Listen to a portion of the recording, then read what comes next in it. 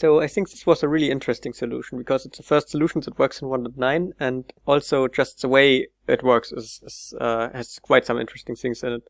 So first off, he moved the spawn point to make the solution possible. Usually the spawn point was right on top of the bomb in the world download I provided, but the spawn point was not really part of the challenge. It was rather just to make it easy to find the bomb.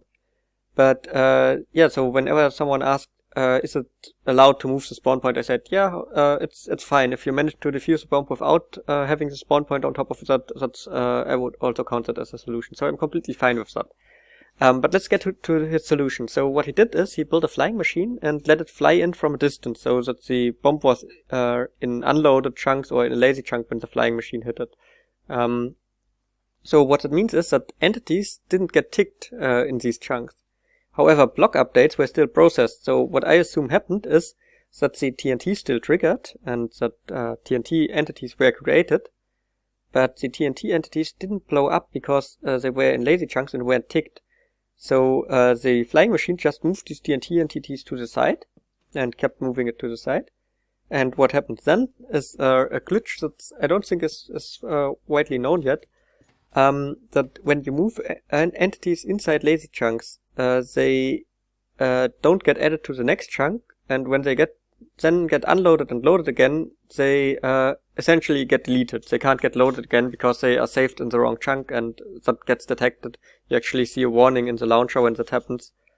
And I think that's what happened there. So the flying machine moved into the bomb, then triggered the bomb, and some of the T ignited, and the rest just kept being TNT blocks, and then the whole stuff got moved to the side, and all the ignited TNT got removed, and yeah, therefore never blew up. And that makes it an absolutely valid solution, because the phrasing I used when saying what counts as diffusion of the bomb was, remove all TNT blocks without blowing up any of it. So I could have said remove all TNT without igniting any of that. Without igniting any of it, then this wouldn't be a valid solution. But I said without blowing up any of it, so it's absolutely fine to ignite the TNT if you get rid of it afterwards without blowing it up, and that's what he did. The same thing would be possible without moving the spawn chunks, but you would need to use fast translocators, or maybe be in the nether and have waited for over 15 seconds or so.